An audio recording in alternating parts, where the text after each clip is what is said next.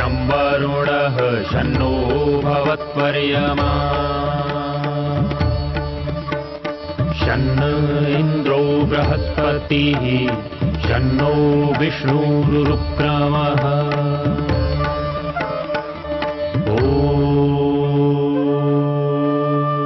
शान्ति शान्ति शान्तिः।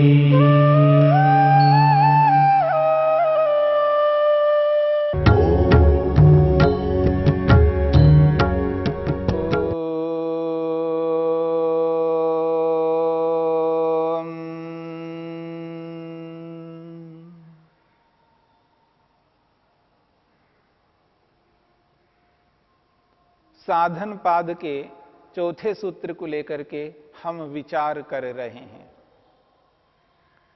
अविद्या क्षेत्रम उत्तरेषाम प्रसुप्त तनो विच्छिन्नोदाराणाम।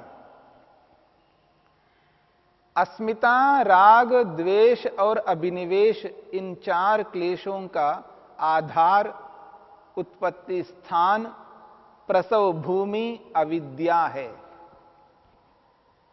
अविद्या के होने पर अस्मिता, राग, द्वेष और अभिनिवेश होते हैं।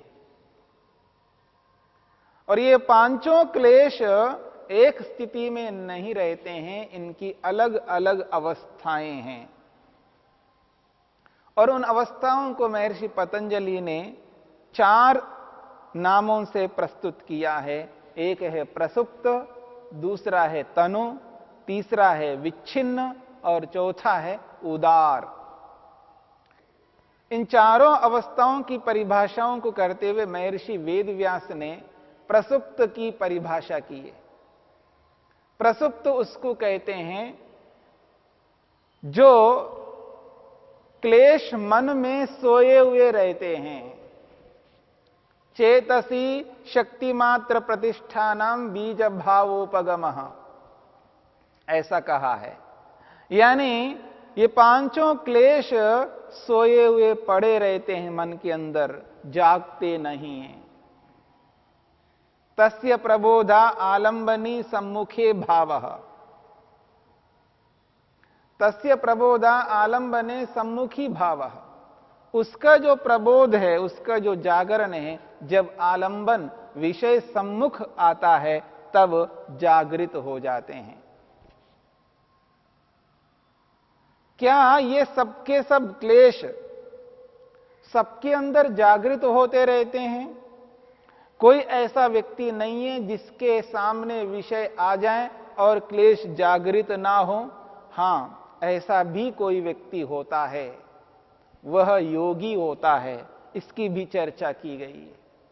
प्रसंख्यानवतो दग्ध बीज, प्रसंख्यानवतो दग्ध क्लेश बीजस्य सम्मुखी भूते अपि आलंबने न सो पुनरस्ति।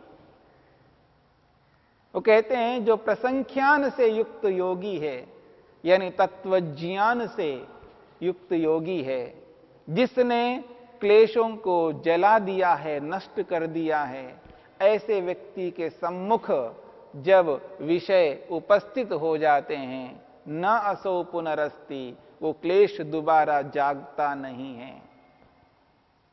न वो अविद्या से, न अस्मिता से, न राग से, न द्वेष से, न अभिनिवेश से, किसी भी एक क्लेश से कभी भी युक्त नहीं हो सकता।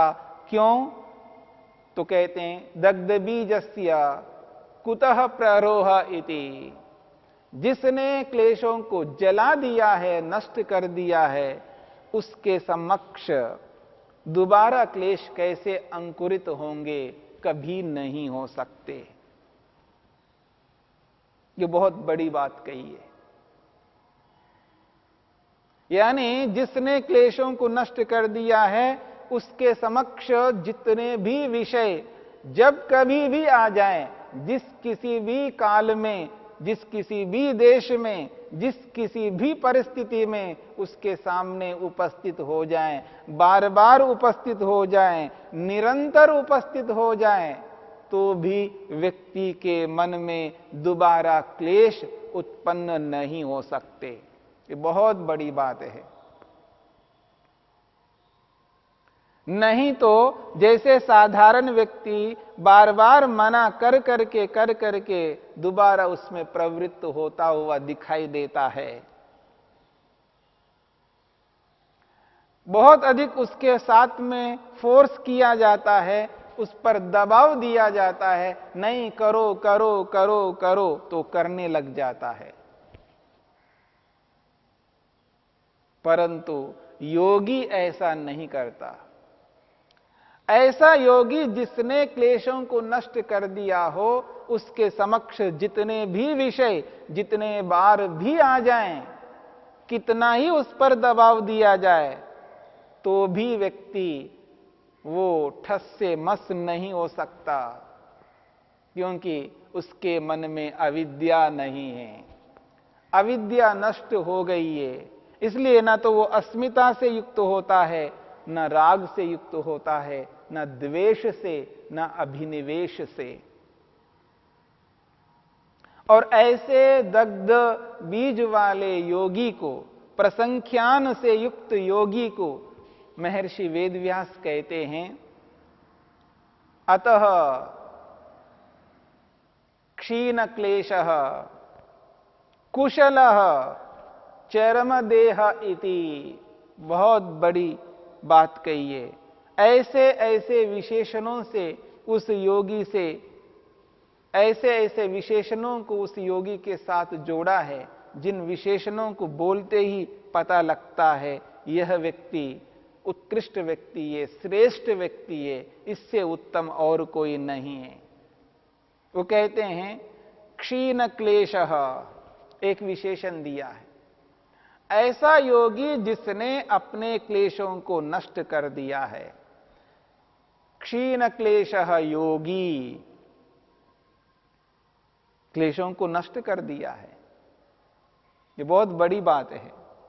जिसके जीवन में कोई क्लेश नहीं है, यानी जिसके जीवन में अविद्या बिल्कुल नहीं है, लेश मात्र भी अविद्या उसके जीवन में नहीं आ सकती है। क्षीण क्लेशः, जिसने क्लेशों को नष्ट कर दिया है। फिर कहा कुशलः, वो सिद्ध पुरुष है। कुशलः का अर्थ है सिद्ध पुरुष, जिसने योग को सिद्ध कर लिया है, वही कुशल है। जिसने समाधि लगाई है, वही कुशल है। जिसने विवेक वैराग्य को प्राप्त किया है, वही कुशल है। जिसने अपने सर्वस्व को ईश्वर के प्रति समर्पित कर दिया है, वही कुशल है। ऐसे व्यक्ति को सिद्ध पुरुष कहा जाता है। सिद्ध पुरुष का अभिप्राय यहां पर यह है, जिसने अपने प्रयोजन को सिद्ध कर दिया है, जिसने अपने भोग और अपवर्ग रूपी प्रयोजन को सिद्ध कर लिया है, जिसने इस संपूर्ण ब्रह्मांड का जो प्रयोजन है उसको पूरा कर लिया है, जिसने मन का जो लक्ष्य था, मन का जो प्रयोजन था, मन का जो अधिकार था, भोग कराना और अपवर्ग कराना, इन दोनों प्रयोजनों को जिसने पूर्ण कर लिया है, वही कुशल है। कुशलता एक बहुत बड़ी चीज है। हां, संसार में अलग अलग विषयों में उसको कुशल कहा जाता है, वह कुशलता अलग प्रकार की है। और यहां योग में जिस कुशलता को बताया जा रहा है, यह कुशलता एक अलग प्रकार की है। योग में बताए जाने वाले कुशल शब्द का अर्थ सर्वथा अलग है, और लोक में जिस कुशलता को, जिस कुशल शब्द का प्रयोग किया जाता है, वो अलग है। योग वाली कुशलता से व्यक्ति का प्रयोजन, जीवन का प्रयोजन ही पूरा हो जाता है, और लौकिक कुशलता से किसी व्यक्ति विशेष में, वस्तु विशेष में या किसी योग्यता विशेष में उसको वह कुशलता प्राप्त हो सकती है, पर उस कुशलता से लौकिक व्यक्ति अपने जीवन का प्रयोजन पूरा नहीं कर सकता। अर्थात समस्त दुखों से छूटकर और नित्यानंद से युक्त लौकिक कुशलता से प्राप्त नहीं हो सकती। ये जो स्थिति है, ये आध्यात्मिक कुशलता से, योग में बताए जाने वाली कुशलता से ही प्राप्त हो सकती है। ऐसी स्थिति को प्राप्त करने वाले व्यक्ति को कहा जाता है सिद्ध पुरुष। उसने अपने प्रयोजन को सिद्ध कर लिया है। ऐसे व्यक्ति को कहा जा रहा है कुशलः। पहला विशेषण है क्षीण क्लेशः और दूसरा विशेषण है कुशलः। तीसरा एक महत्वपूर्ण विशेषण दिया है चरम देह। देह कहते हैं ये शरीर को, जिस शरीर में हम रह रहे हैं, इसका नाम है देह। और कैसा देह है, कैसा शरीर है? चरम। चरम कहते हैं अंतिम, अंतिम शरीर, अंतिम शरीर वाला योगी। ये बहुत बड़ी बात है। ये जो शरीर है उसको मिला हुआ है, जिसने क्लेशों को नष्ट कर दिया है, जो सिद्ध पुरुष बना है, उसके लिए ये शरीर अंतिम शरीर है। दोबारा वो जन्म मरण के चक्र में नहीं आ सकता।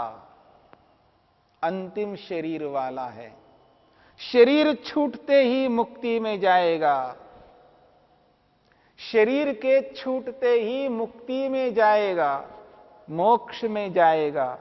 ऐसे योगी को चरम देह का कहते हैं, अंतिम शरीर वाला।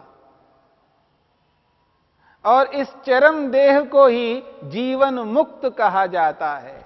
जीते जी मुक्ति जैसा अनुभव करता है।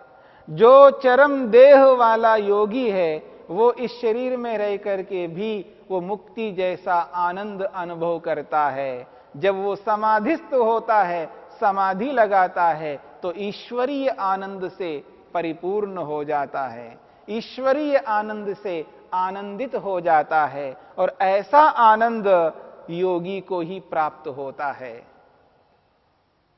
इसलिए वो जीते जी मुक्ति जैसा अनुभव करता है। शरीर में रह करके भी वो मुक्ति जैसा अनुभव करता है। उसी को जीवन मुक्त कहा जाता है। यानी जीते जी वो दुखों से मुक्त हो गया है। ऐसे ही योगी को चरम देह कहते हैं, अंतिम शरीर वाला। जब वो जीते जी मुक्ति जैसा अनुभव करता है, जब प्रयोजन पूरा हो गया है, जो कुशल बन चुका है, यानी सिद्ध पुरुष बन चुका है, जिसने अपने प्रयोजन को ही सिद्ध किया है, तो क्यों रह रहा है इस शरीर में? फिर तो मुक्ति में जाना चाहिए। जब प्रयोजन पूरा हो गए तो रहने का क्या मतलब? पर ऐसा नहीं होता। यद्यपि प्रयोजन पूरा हो गया है, परंतु ये जो शरीर मिला हुआ है, ये शरीर पिछले जन्मों के कारण से, पिछले जन्मों के कर्मों के कारण से हैं। तो पिछले जन्मों के कर्मों का जो फल है वो ये शरीर है। तो जब तक फल को पूरा नहीं करता, तब तक इस शरीर में उसे रहना ही पड़ता है, क्योंकि ये ईश्वरीय व्यवस्था है। ईश्वरीय व्यवस्था का उल्लंघन करके कोई भी कार्य योगी नहीं कर सकता, क्योंकि वो ईश्वर प्रणिधान करता है। प्रत्येक कर्म को ईश्वर को अर्पित करना है, तो ऐसा कर्म कैसे करेगा जो ईश्वरीय आज्ञा के विरुद्ध है? ईश्वरीय आज्ञा के विरुद्ध किसी भी कार्य को योगी नहीं कर सकता, क्योंकि वो क्रिया योग कर चुका है, वो ईश्वर प्रणिधान से युक्त है। और ईश्वर प्रणिधान करने वाला व्यक्ति ईश्वर को सर्वव्यापक, सर्वज्ञ, सर्वशक्तिमान, न्यायकारी स्वीकार करता हुआ कोई ऐसा अनुचित कर्म नहीं कर सकता जिससे ईश्वर की आज्ञा का उल्लंघन हो जाए। इसलिए ये जो शरीर मिला हुआ है, ये शरीर यद्यपि अंतिम शरीर है, इस शरीर के छूटते ही मुक्त हो जाएगा, मोक्ष में प्रवेश करेगा। प्रयोजन पूरा हो चुका है, पर ये शरीर पिछले जन्मों के कर्मों का फलस्वरूप मिला है। जब तक वो फल रहेगा, तब तक शरीर में रहना ही पड़ता है। इस बात को समझने की चेष्टा करनी है। पूर्वार्जित कर्मों का फलस्वरूप ये जीवन है, ये शरीर है। इस शरीर को तब तक रखना होगा जब तक वो फल है, इसलिए इस शरीर की सुरक्षा भी करेगा। ऐसे ही नहीं रहेगा मेरा प्रयोजन तो पूरा हो गया, अब मेरे को क्या खाना पीना, क्या सोना जागना, ये सब छोड़ देता हूं, ऐसा नहीं कर सकता। इस शरीर के साथ अन्याय नहीं कर सकता। जो फल मिला हुआ है उसको पूरा का पूरा भोगना है, उसका उपयोग करना है। उसको पूरा जब करेगा तब जाकर के मुक्त होगा, मोक्ष को प्राप्त होगा। ऐसे व्यक्ति को यहां पर कहा जा रहा है चरम देह। यह शरीर अंतिम शरीर है, यह देह अंतिम है। इस शरीर के छूटते ही बस मुक्ति में चला जाएगा, मोक्ष को प्राप्त कर लेगा। इसलिए कहा जा रहा अतः क्षीण क्लेशः कुशलः चरम देह इति। ये उस व्यक्ति के लिए कहा जा रहा है जिसने अपने क्लेशों को नष्ट कर दिया है। और अपने क्लेशों को वही व्यक्ति नष्ट करता है जिसने प्रसंख्यान रूपी विवेक ख्याति को प्राप्त किया है। प्रसंख्यान रूपी विवेक ख्याति उसी व्यक्ति को प्राप्त होती है जिसने सत्व और पुरुष को पृथक पृथक जाना है।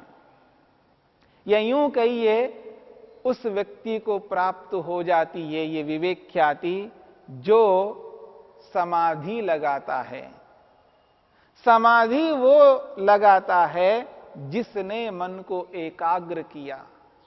मन एकाग्र वही व्यक्ति कर सकता है जो ईश्वर प्रणिधान को, स्वाध्याय को और तप को अपने जीवन में उतारा, यानी क्रिया योग को स्वीकार किया।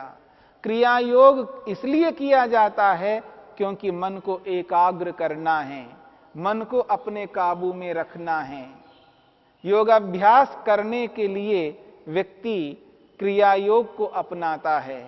ध्यान करने के लिए, समाधि लगाने के लिए, मन को ईश्वर में एकाग्र करने के लिए क्रिया योग को अपनाता है। इसलिए इस क्रिया योग के माध्यम से व्यक्ति मन को एकाग्र कर सकता है, विवेक वैराग्य को प्राप्त कर सकता है, क्लेशों को कमजोर कर सकता है और कमजोर हुए हुए क्लेशों को विवेक ख्याति रूपी प्रसंख्यान अग्नि से उसको जलाकर नष्ट कर देता है।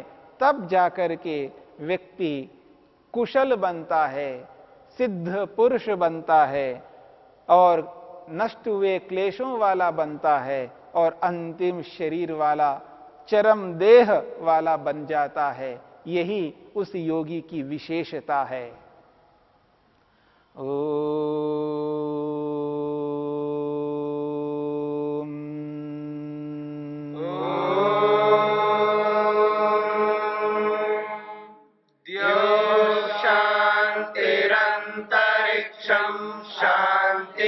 पृथिवी शान्तिरापः शान्तिरोषधयः शान्तिः वनस्पतयः शान्तिर्विश्वे देवा शान्तिर्ब्रह्म शान्ति सर्वं शान्ति शान्तिरेव शान्ति शान्ति